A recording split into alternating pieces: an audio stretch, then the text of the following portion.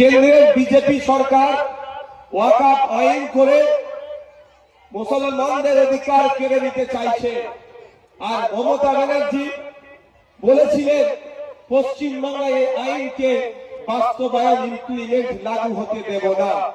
কিন্তু কি দেখলাম, যখন এসআইআর নিয়ে মানুষ বিভ্রান্তের মধ্যে আছে, সেই সময় মমতা ব্যানার্জি সুকৌশলে কেন্দ্রের আইনটাকে মেনে নিল। এই বিচারিতার আমরা জবাব দেব, এই বিচারিতাকে আমরা মেনে নেব না। কারণ মমতা ব্যানার্জি বলেছিলেন উনি থাকতে এখানে আইন হতে দেব না, কিন্তু পশ্চিমবাংলার ওয়াকফ আইনটা বকলমে মেনে নিল। গত কদিন আগে তিনি বক্তব্য দিয়েছেন, তিনি বলেছেন ওয়াকফ জমি কাউকে কেড়ে নিতে দেব না, এই নতুন আইনের বলে। আমার বক্তব্য এটাই যে মাননীয়, কাউকে তো কাটতে আমরাও দেব না। কি করবো? হ্যাঁ, কাউকে কাটতে দেবো? আইনের মাধ্যমে তার হাত ভেঙে রেখে দেবো। কি বললাম? আইনের মাধ্যমে তার হাত ভেঙে রেখে দেবো, আইনের মাধ্যমে, গণতান্ত্রিক প্রক্রিয়া। তো মমতা ব্যানার্জি বলছে ওয়াকফ সম্পত্তি কাউকে কাটতে দেবে না। শুনলে খুব মিষ্টি মিষ্টি লাগে। আমার মমতা ব্যানার্জির কাছে বার্তা যে আপনি অন্তত বলুন ফিরহাদ হাকিম যে ওয়াকফ সম্পত্তিগুলো দখল করে রেখেছে কবে উদ্ধার করে দেবেন।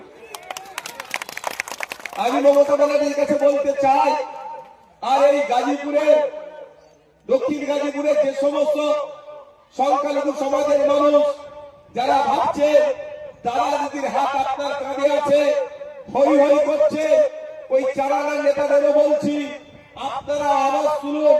অভিষেক ব্যানার্জির যে অফিসটা কামাকি স্ট্রিটে আছে, ওই জায়গাটা ওয়াকফ প্রপার্টি, ওয়াকফ সম্পত্তি। তাই মাননীয় কবে উদ্ধার করে মুসলমানদের হাতে তুলে দেবেন, ওয়াকফ বোর্ডের হাতে তুলে দেবেন, সেটা আগে আপনি বলুন। উনি বলছেন ওয়াকফ সম্পত্তি কাটতে দেব না, কাটতে তো আমরাও দেব না, কিন্তু যেগুলো অলরেডি কেড়ে নিয়েছে সেগুলো তো উদ্ধার করে দিন। ফিরহাদ হাকিম, পশ্চিমবাংলায় সব থেকে বড় ওয়াকফ চোরের নাম কি? কি নাম? সব থেকে বড় ওয়াকফ চোর। মমতা ব্যানার্জির ক্যাবিনেটে ওয়াকফ চোর বসে আছে। মমতা ব্যানার্জির দলে এমপি, এমএলএ, অনেক এমপি, অনেক এমএলএ, অনেক বুথের সভাপতি, অনেক বুথের মেম্বার, কাউন্সিলর ওয়াকফ চোর হয়ে বসে আছে।